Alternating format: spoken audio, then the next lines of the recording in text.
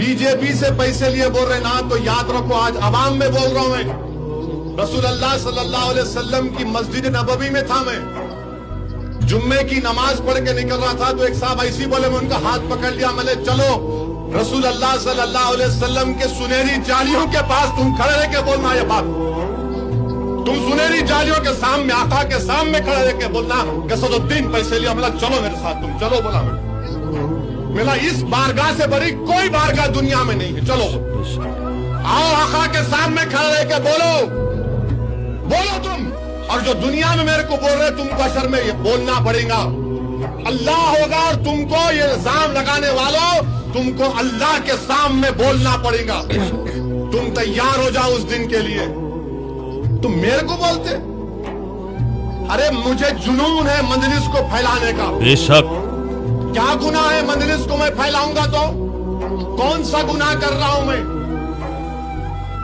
पैसे लिए। अरे तुम्हारी तरबियत पैसों के ऊपर हुई होगी, मेरी तरबियत इंसार और कुर्बानी पर हुई है।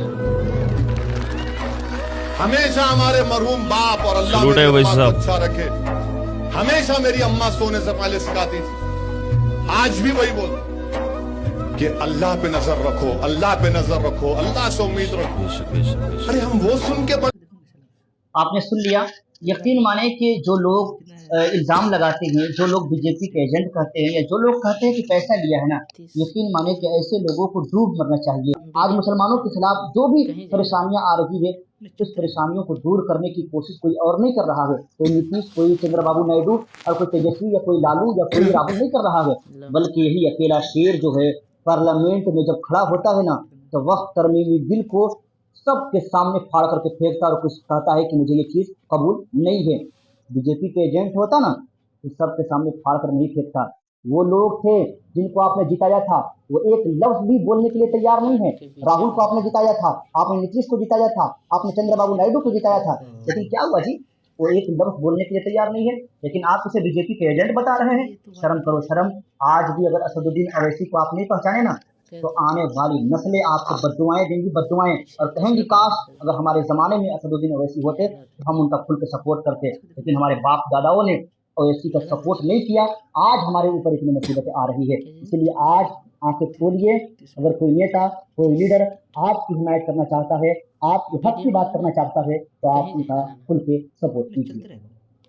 हम अपने खून के धब्बे कहाँ तलाश करें, हमारे साथ मुक़द्दस लिबास वाले हैं।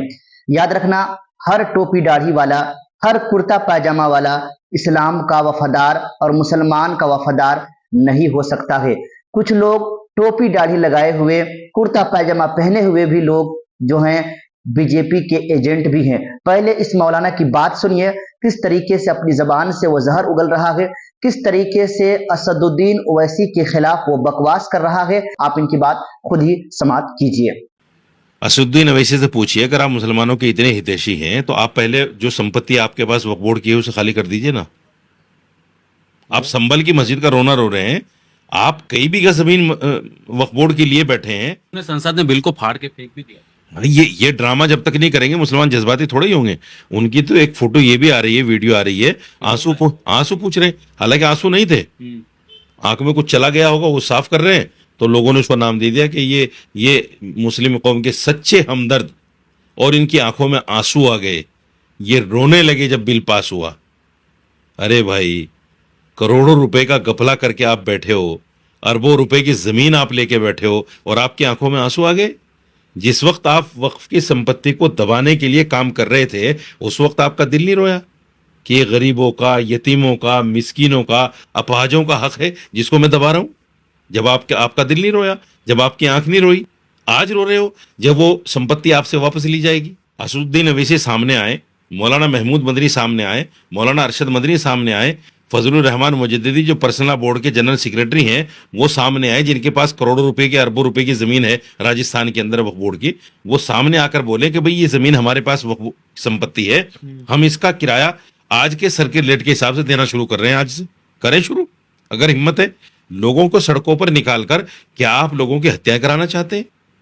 क्या आप लोगों को जानबूझकर उकसाना चाहते हैं कि वो बेचारे अनपढ़ लोग जिनको वक्फ की समझ नहीं है, जिनको वक्फ अमेंडमेंट की समझ नहीं है, जिनको सिर्फ आपने दीन के नाम पर उकसा दिया, और मुसलमान को हर आदमी अपनी जागीर समझता है, अपनी लौंडी समझता है, वो जैसे चाहता है इस्तेमाल करता है, और हम इस्तेमाल होते हैं मामूली से फायदे के लिए, थोड़े बहुत फायदे के लिए। तो सबसे पहले तो मुसलमानों को अपना रहनुमा चुनना पड़ेगा, और ये जो रहनुमा बने फिर रहे हैं ना, इनकी जो कलई इस बिल ने खोली है कि एक करोड़ों अरबों की संपत्ति लिए बैठे हैं, ये भी मुसलमान को समझना पड़ेगा कि हम इनके पीछे चलें या हम इनसे हटकर किसी आदमी को अपना नेता माने, अपना रहनुमा माने, और उसके पीछे चलकर आगे आने वाले अपनी नस्लों को कम से कम इस बुराई से, इस गलती से बचा लें। वक्त